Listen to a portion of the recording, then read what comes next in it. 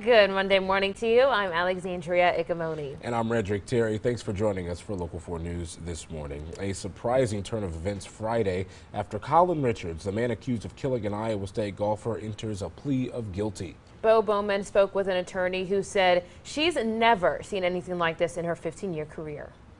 Richards in open court admitted that he stabbed and drowned Thalia. Colin Richards, the 22-year-old man who was accused of killing Thalia Rosamena, pled guilty today to first-degree murder. I've never seen that happen in my career in 15 years of being a prosecutor. Rosamena was a golfer on the Iowa State women's golf team and the 2018 Big 12 champion. Her body was found on the Coldwater Links golf course in Ames the morning of September 17, 2018. Richards was interviewed later that day, and police say that his hand was still bleeding during the interview. It was eerie to hear the defendant make a factual basis for how he killed Thalia. Very hard to hear. Story County Attorney Jessica Reynolds said she talked to Rosamena's family on the phone just after Richards pled guilty. And the most important thing in my mind is that the family of Thalia are able to know that justice was served and that the person that did this to her was held accountable and will spend the rest of his life in prison. Bo Bowman reporting. Now, Richards will serve life in prison without parole. A Maquoketa man is dead from health issues after being arrested. The Maquoketa Police Department says they responded to a fight Saturday morning on West Apple Street. They tell us Drew Edwards was arrested for assault charges. He was then taken to the hospital for a medical episode. Edwards was pronounced dead shortly after arrival. Police are investigating the cause. Right now, the Trump administration is calling on the world to stand up to Iran. And the White House is trying to build a coalition to counter what it says is Tehran's unprovoked aggression. Natalie Brandt has more in our national headlines.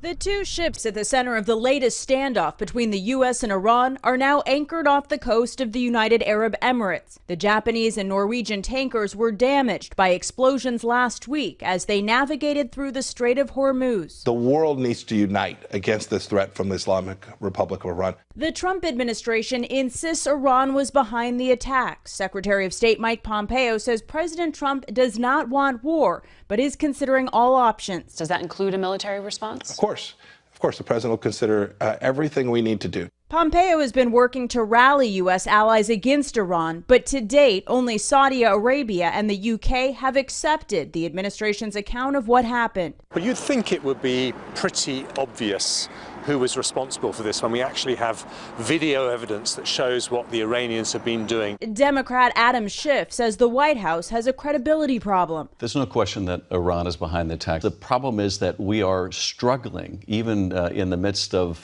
this solid evidence, to persuade our allies to join us in any kind of a response. And it shows just how isolated the United States has become. The Japanese and German governments say they need to see more evidence before making a determination. And Natalie Brand, CBS News, Washington. The situation with Iran is expected to be addressed today when the UN Security Council meets in New York. Large protests continue today in Hong Kong. Hundreds of protesters were in the streets overnight, even with a police order to leave. For the past week, they've been calling on the city's chief executive to take back a plan to overtake Hong Kong's extradition laws. Under it, people charged with crimes could be sent to mainland China to be tried. Arkansas River flooding washes out homes, churches, and even schools in the small town of Moffett, Oklahoma. And even though the water has receded, the damage from the 8-foot flood has the town still cleaning up. Lauren Krakow shows us how this tight-knit community is holding each other up in this time of need. This is home to me. Sarah Jones has lived in Moffett, Oklahoma on and off her whole life. Her home was completely washed out by Arkansas River floodwaters. Thought of not coming back is the thought just tears me up inside. Jones says there is no place as special as right here. The love that the people have for one another, how we look after each other. When one is going through, we all go through. It's an area that Chandler Gurry, executive assistant for 8 Days of Hope, says was initially overlooked. That's why her nonprofit has been restoring church buildings for free and providing meals for those who need it. We heard about the flooding a couple weeks ago, and we knew that Moffett was kind of a forgotten place. According to the United States Census Bureau, there are about 130 people living in Moffett, Oklahoma. Gurley said her team chose this town for that very reason. When we saw the amount of damage, you can't see that and turn away and not go and help these families that are in need. It's gestures like these that Joan says she is extremely grateful for. Sure, life is going to take you through things, okay? But when you have God and the kind of people that He sent here, it'll be okay. That's Lauren Krakow reporting. Meanwhile, Gary Woodland sank a 30-foot putt on the final hole to win the U.S. Open yesterday. It was the 35-year-old's first ever victory in a major tournament. Woodland was 3 strokes better than Brooks Koepka, who was bidding for his 3rd straight U.S. Open championship. Local 4's Dan Vasco have more on Woodland's victory coming up in a little bit in sports. The Geneseo Music Festival wraps up its 3-day festivities. It's in its 51st year now. Each year, it happens during Father's Day weekend in Geneseo. Music, craft, vendors, and food all surrounded the city's park. Each day was filled with different activities, and yesterday they finished things off with a parade along with the arts and crafts fair. One attendee there tells us the festival's entertainment did not disappoint. It's my first time. It's been fun so far. I'm kind of a country kid, so I like the music. Yesterday they had some country singers come out. Kind of a country kid. I like that. This year's theme was Summertime Carnival. The Niabi Zoo was a hot spot for Father's Day. The zoo was filled with kids, dads, and grandpas from all over the QC. Families celebrated a fun-filled day of activities like saying hi to the camel, spending time on the playground, and visiting some farm animals.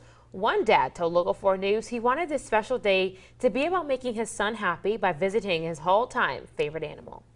That was a good day. It's Father's Day. We wanted to get out and do something, you know, and Lorenzo likes the sloth. He has a stuffed animal sloth called Applesauce. So he came here to see the sloth. And it was sleeping, so, but it's good. It's been good. He fed the giraffe. How adorable Applesauce. As a gift, dads got into the zoo for free. So definitely a great Father's Day spent by so many right here in the Quad Cities. Yeah, look, you gotta, first of all, you gotta let them see the sloth. I love the name Applesauce. Yes. By the way. That's just So awesome. cute.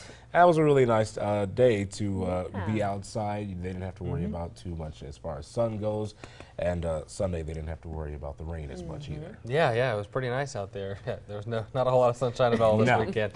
But yesterday was comfortable, lower 70s. I mean, that's just perfect. You know? It is. It is. Yeah. I think so. she's just done with the. It is. Hey, I'll take what I can get at this point. Yeah, for sure. You know, dads are always warm-natured, so it was their day. That's true. you know? Yeah. Anyways, right now as you head out the door, it's foggy this morning. Give yourself a little extra time. 62 degrees right now. Visibility down to 2 miles on both sides of the river. As we go through the day, though, it should warm back up into the upper 70s. So, hey, I still say it's a great day for the pool. Nice and comfortable out there. A little cloudy, so you don't really need to worry about the sunscreen. Oh, there you go. Perfect. That's a lie. My mom always said, you get more sunburn when you're cloudy, but I think that was just her way of making sure I put sunscreen. Either way, yeah. I still don't believe that. Gotta do it. There's no way you can get more sunburn. I would say no. It I doesn't feel like make you can sense. still get sunburn. You can, but she always said more. But more, I'm like, that's no. not, yeah. You're just trying to scare. I'm like, no. I'm telling you, you just make sure you put that sunscreen on. It's important. Just do it. It is. Just do it. I've just turned red, and that's a lobster. Oh. Bless it. Thanks. Coming up, how the Bandits did going for the series win over Wisconsin. Dan Vasco has that more next in sports. Time now 6:38. You're watching Local 4 News this morning.